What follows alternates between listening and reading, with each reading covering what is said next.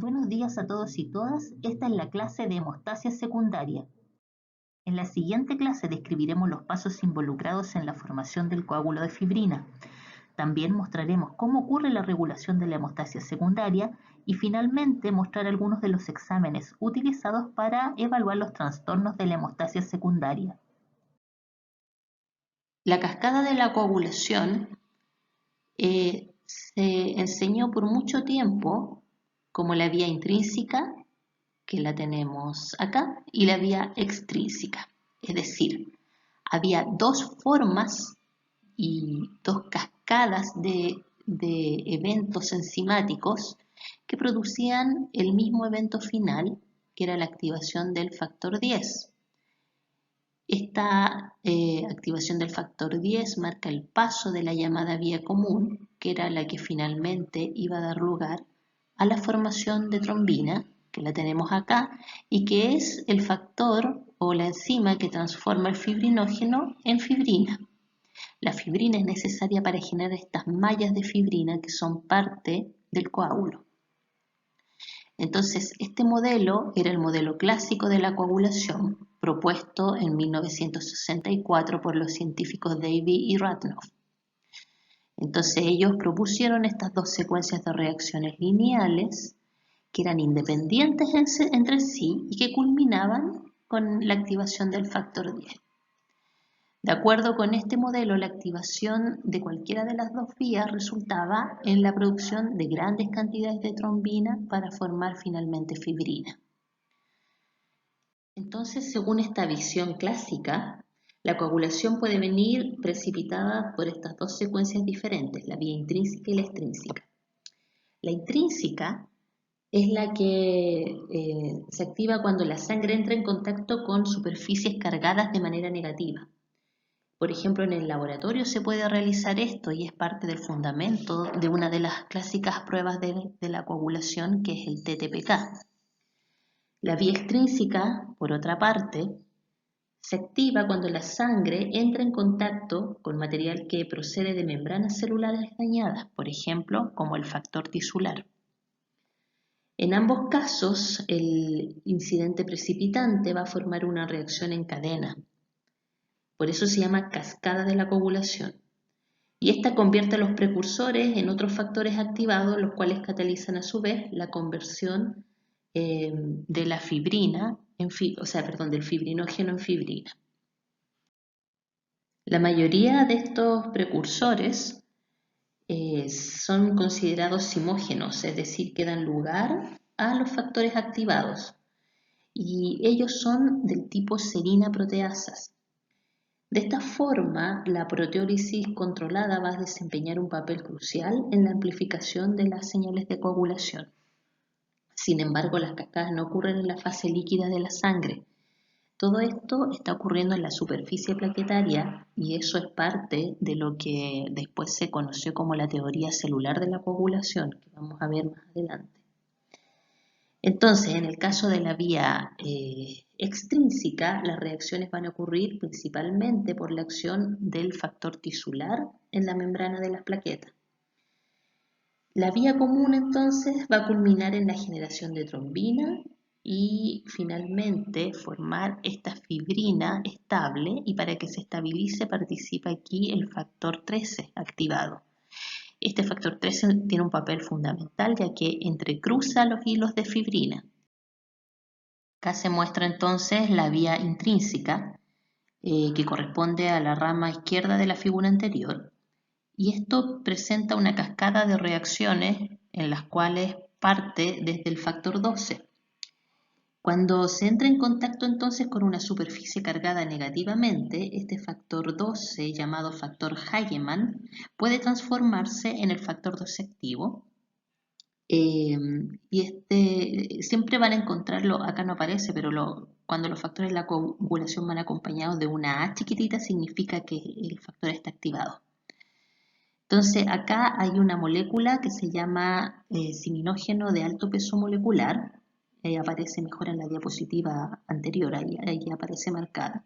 Y este es un producto de las plaquetas que pueden estar unidos a la membrana de la plaqueta y va a facilitar que el factor 12 se ancle a la superficie de la plaqueta cuando ésta está cargada de manera negativa. Si ustedes recuerdan, en la clase anterior hablamos de que la plaqueta cuando se activaba exponía cargas negativas en su membrana. Entonces, este paso del factor 12 al factor 11 tiene una velocidad limitada. Entonces, a medida que se va acumulando una pequeña cantidad de factor 12 activado, se va transformando la precalicreína en calicreína y usa este factor como anclaje. Luego de eso, entonces, el factor 11 es activado, el cual a su vez va a activar al 9, al 8, y acá la idea es que todo esto a medida que va avanzando, los factores se van amplificando en cantidad. Entonces, por eso se llama una cascada también, porque parte de menores concentraciones a mayores concentraciones. Otra cosa importante es que el hecho de que todo esto ocurra en la membrana plaquetaria aporta a que los factores se concentren, ya que en la sangre van a estar completamente diluidos. Entonces la idea es como tomarlos y dejarlos todos juntitos en la membrana de la plaqueta para que se genere la acción. El modelo celular de la coagulación fue desarrollado por Maureen Hoffman en el 2003. Y aquí el aspecto más importante a considerar es que las células son elementos esenciales en el proceso de formación del coágulo y que las superficies celulares de estas células involucradas poseen características especiales capaces de dirigir el proceso hemostático. Esta nueva teoría rompe el paradigma tradicional de David Radcliffe, en el cual ahí el papel de la célula era simplemente ofrecer como el sustrato de cargas negativas para activar los factores de la coagulación. Acá no pone a la superficie plaquetaria como una entidad relevante, que como les decía en la diapo anterior, se encarga de concentrar y localizar todos los factores para que vayan generando los productos activados de manera local. Entonces, en este esquema tenemos una mezcla de las dos teorías. Si se fijan, aparece esta vía extrínseca, la vía intrínseca, pero también tenemos a la célula vascular como protagonista y a la plaqueta. La coagulación entonces aquí muestra que consiste en una serie de reacciones que se van a generar en la superficie celular y que el objetivo va a ser finalmente formar trombina en el sitio de la lesión vascular. Entonces es un proceso altamente equilibrado en el cual existe la participación de las células y de las proteínas con estas características químicas particulares que implica que también sean activadas por calcio. Y acá también en todo este esquema se resalta mucho la presencia de la unión del factor tisular, que lo tenemos acá, con el factor 7, ¿ya? Y que esto ocurre en la célula vascular, que es donde se inició la lesión. La idea de este esquema es que lo visualicen y traten de entender más o menos el proceso global. Obviamente no es de relevancia acordarse de manera de memoria qué factor activa el otro. Lo único importante que hay que recalcar es que la vía extrínseca parte por el daño de esta célula vascular que libera el factor extrínseco, el factor tisular, perdón, y que por otra parte las plaquetas aportan con la exposición de las cargas negativas a que se activen los factores 12, 11, después el 9, y que después se va a generar este factor común, que es el que finalmente genera la trombina a partir de la protrombina y que va a dar lugar a la formación de la fibrina. La importancia de la formación de fibrina es crear estas mallas que aparecen acá. Estas mallas son como una red que en el fondo tienen la particularidad de que van a atrapar los elementos figurados de la sangre. Por lo tanto, va a ser una red bastante útil al momento de detener una hemorragia. En este esquema, por ejemplo, tenemos cómo se visualiza a través de microscopía electrónica de barrido la consistencia de un coágulo de fibrina en presencia de trombina. La trombina, recuerden, va a ser el factor gatillante de que el fibrinógeno se transforme en fibrina. Va a ser la enzima que va a actuar sobre el fibrinógeno para que empiece a formar estas mallas de fibrina. Y pueden ver aquí en esta fila donde tenemos el aumento mayor, cómo va aumentando la densidad de esta malla en función del aumento de la concentración de trombina que se va agregando al tubo de ensayo. Existe un grupo de enfermedades llamadas hemofilia que se caracterizan por defectos en el proceso de hemostasia secundaria. Hay dos tipos de hemofilia, la A y la B. Entonces la clásica es la A, en la cual lo que está defectuoso es el factor 8 de la coagulación. El factor 8 es un factor bastante relevante en todo el proceso que ya vimos. Entonces, si se fijan, esta es una microfotografía de un coágulo de fibrina de un paciente normal, donde podemos ver toda la densidad de esta malla. Y así se puede ver el paciente cuando está cursando una hemofilia B, que es un poco menos grave que la hemofilia A. La hemofilia B se produce por una deficiencia en el factor 9 de la coagulación, o sea, está afectada la vía intrínseca. Entonces, si se fijan, la densidad de la malla es menor que la que se puede apreciar en el paciente normal. La teoría celular de la coagulación también se divide en fases. La primera es llamada iniciación. Acá se generan pequeñas cantidades de factores de coagulación, dentro de ellos también pequeñas cantidades de trombina, pero esta fase es limitada. Es limitada por una proteína que es la llamada inhibidor del factor tisular. Luego, en la siguiente fase es la llamada amplificación. Acá la cantidad de factores se empieza a elevar y también se empiezan a activar. Y finalmente la fase de propagación, que ahora cambia de lugar físico y ocurre en la superficie de las plaquetas, en el cual los factores de la coagulación activados se adhieren a la plaqueta y forman los coágulos de fibrina. Acá tenemos un esquema que muestra la fase de iniciación. Tenemos el daño vascular que libera el factor tisular desde la célula endotelial. Pueden ser otro tipo de células también, como los monocitos o células que están participando en procesos inflamatorios. Ahí el factor tisular logra que se una el factor 7 y este se active. Entonces, esto es muy similar a la antigua vía extrínseca de la coagulación. Esto logra entonces que se active el factor 10 y el 10 es capaz entonces de unirse al quinto para activarlo. Entonces este complejo quinto y 10 es el complejo llamado protrombinasa, que es capaz de producir trombina para que parta formándose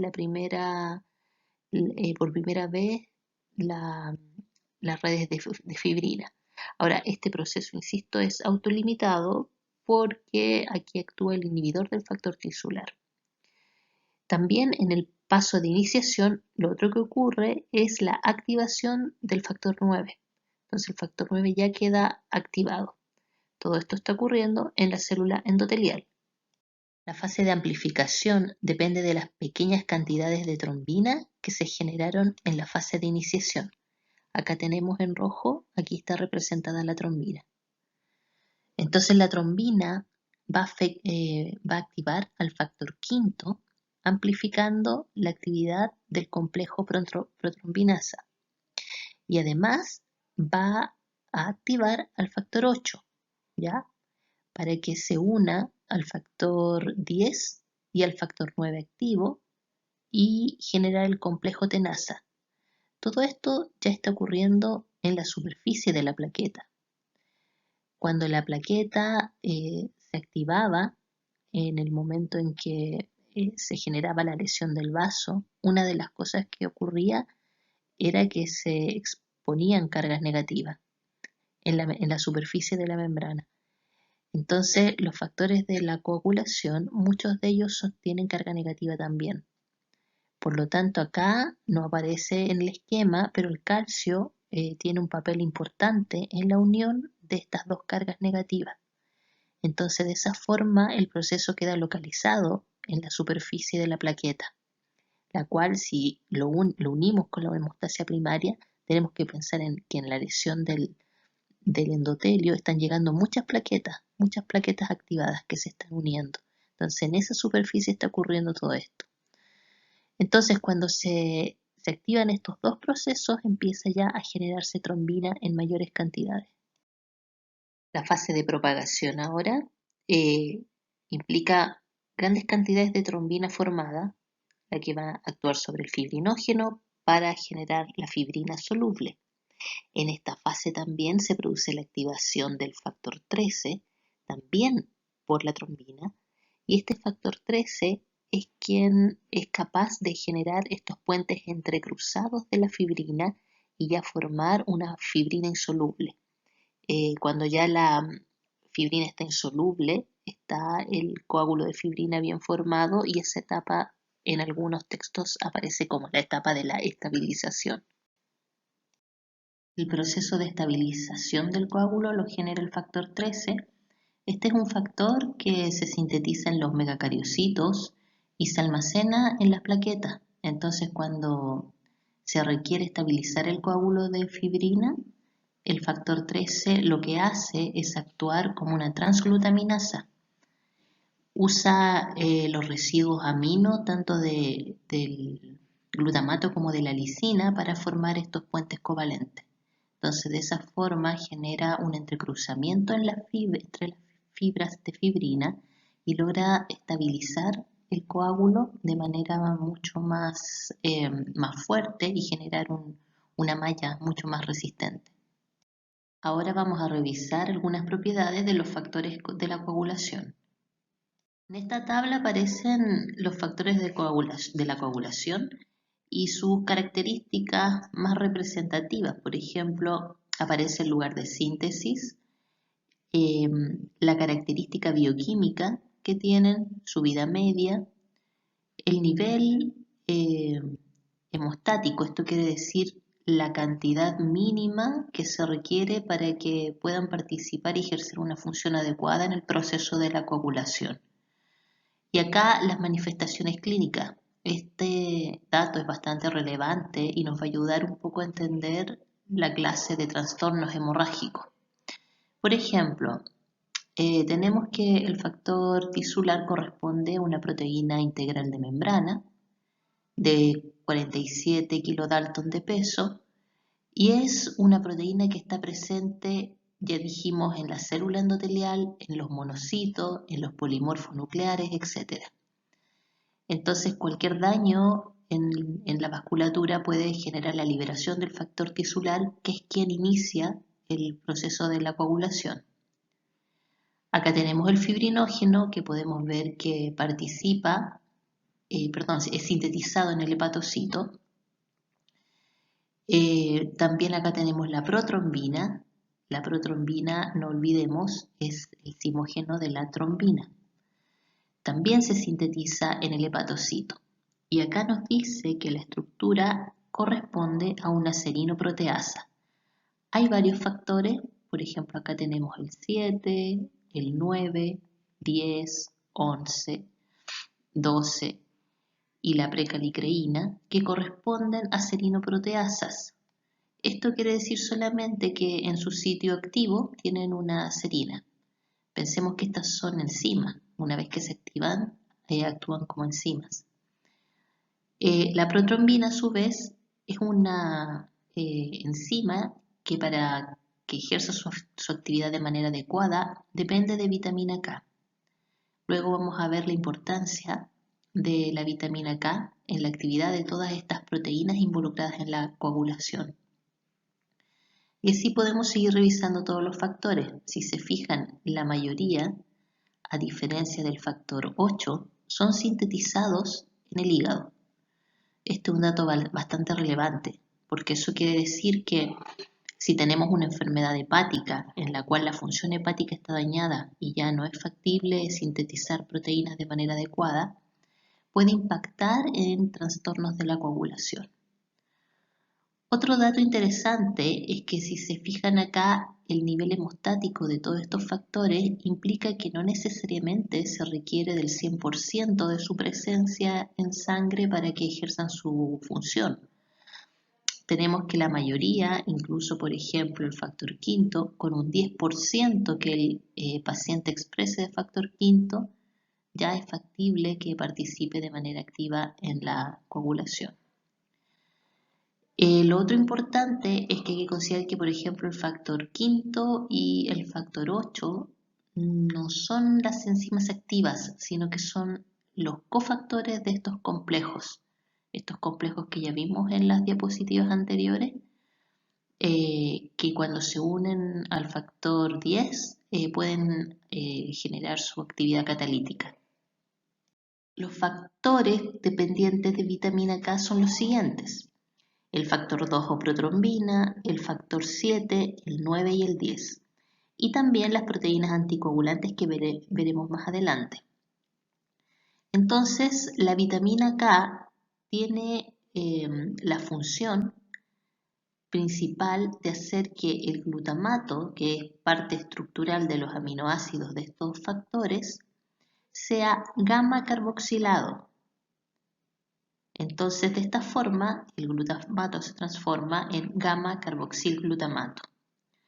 Entonces, ¿qué quiere decir esto? Que la molécula va a tener dos cargas negativas. Esto es sumamente importante porque con estas dos cargas negativas puede coordinar la unión del calcio, que tiene carga positiva.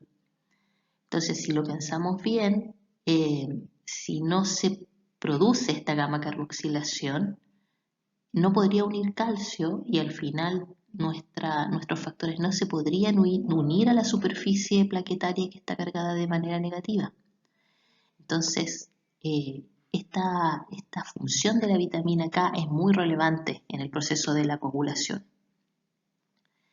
Entonces, como dice aquí, la vitamina K va a permitir la activación de las proteínas a través de la carboxilación de los residuos de ácido glutámico. Esto va a favorecer la unión de iones calcio y otros cofactores para poder catalizar las reacciones de proteólisis. Y además va a facilitar la interacción de los fosfolípidos de carga negativa para aumentar esta actividad proteolítica.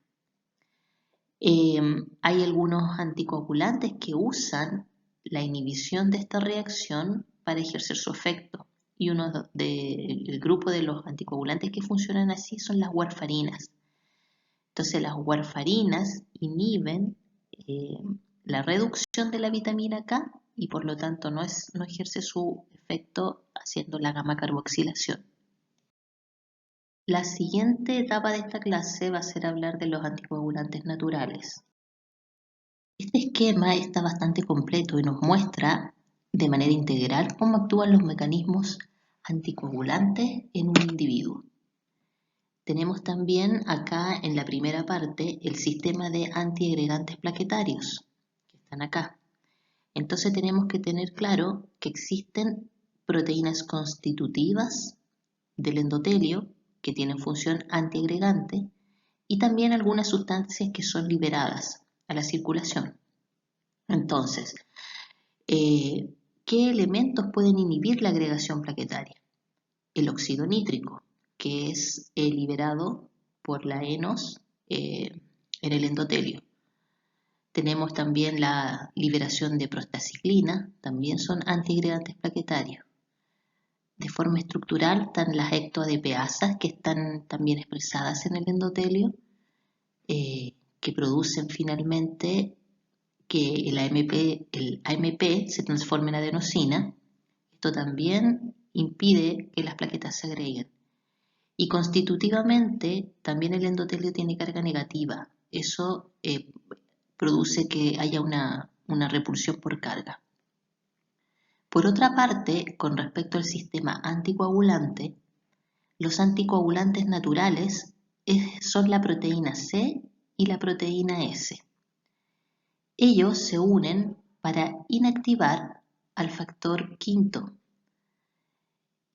Por lo tanto, es una forma de detener el desarrollo de la cascada de la coagulación. Otro anticoagulante natural es la antitrombina 3. La antitrombina 3, para que se active y funcione como un inhibidor de la trombina, requiere el heparansulfato.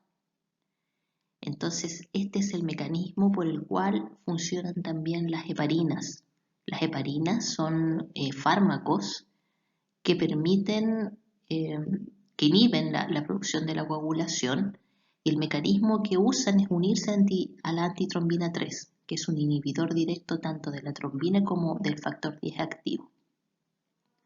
Por otra parte, entonces, el otro anticoagulante natural que tenemos es todo el sistema fibrinolítico, que se encarga de generar plasmina, la cual es la enzima que finalmente va a degradar a la fibrina.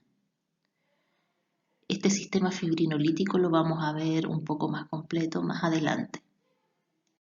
En este esquema vemos de manera más simplificada lo que acabamos de decir.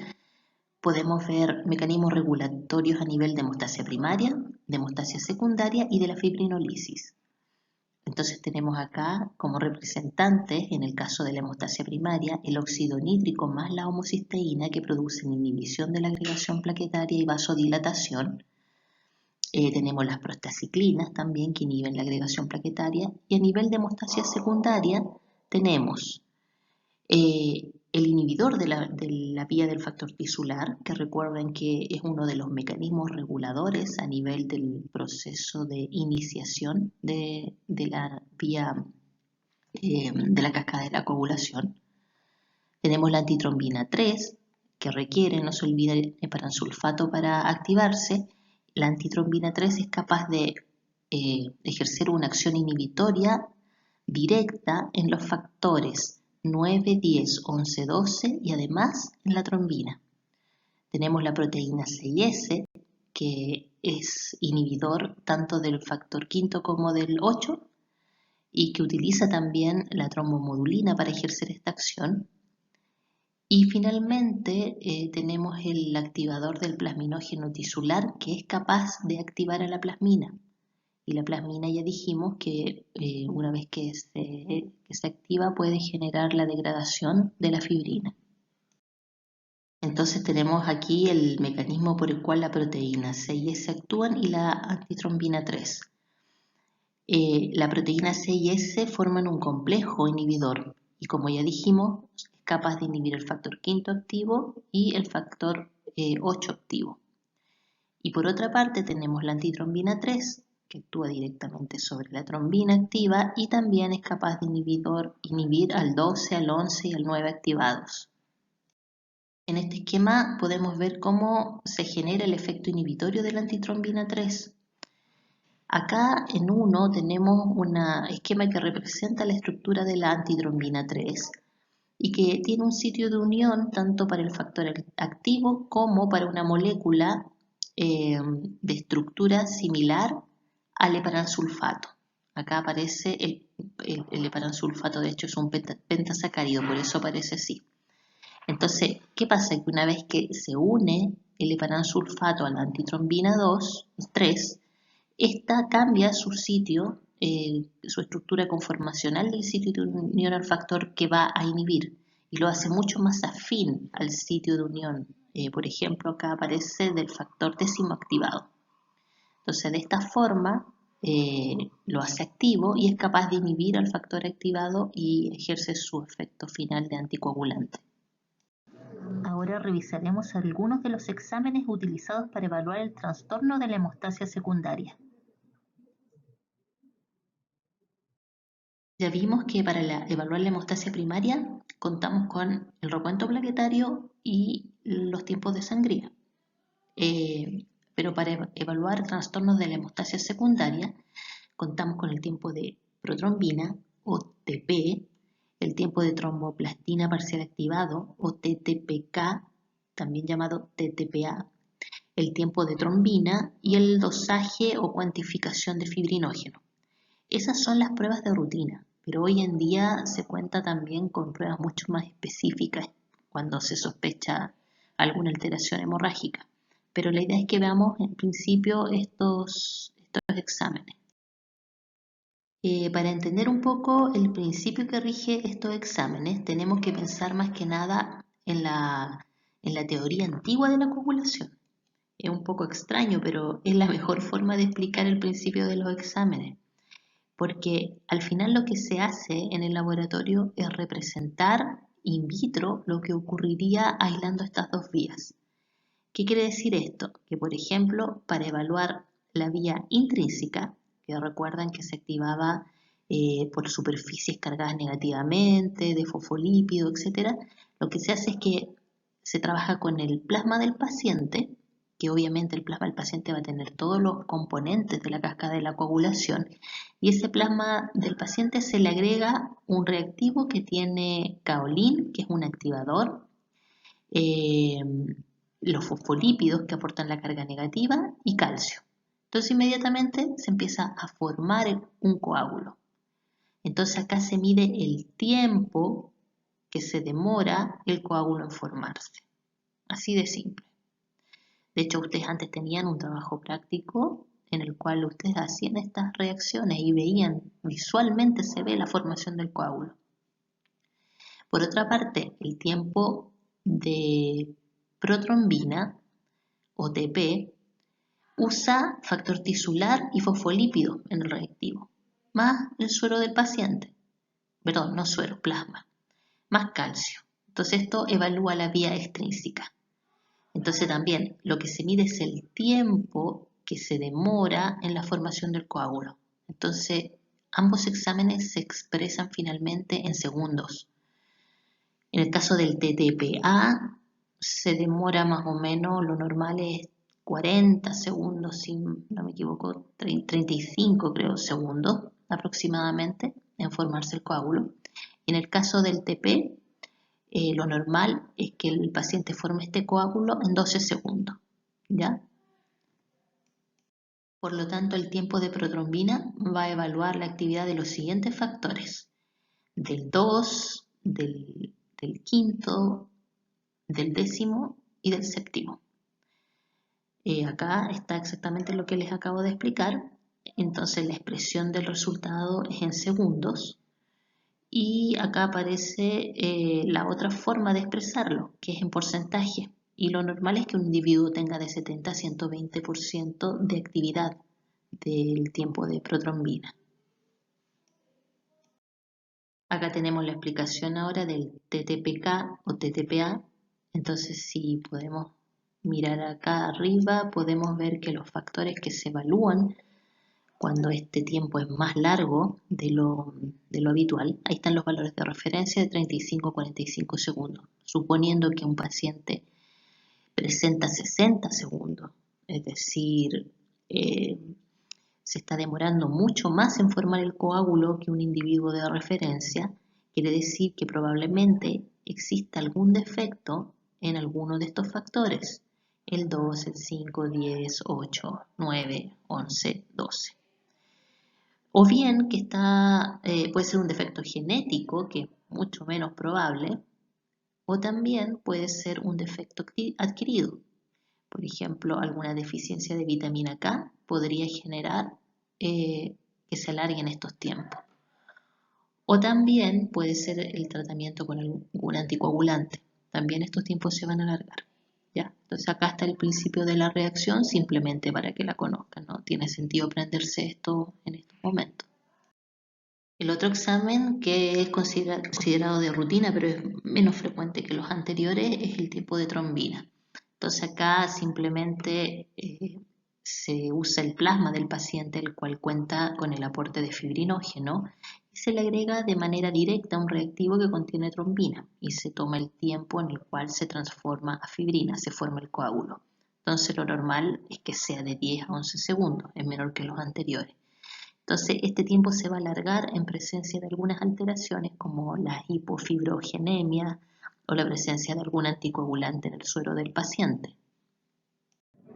Y hemos llegado al final de la clase hemostasia secundaria. Gracias por su atención.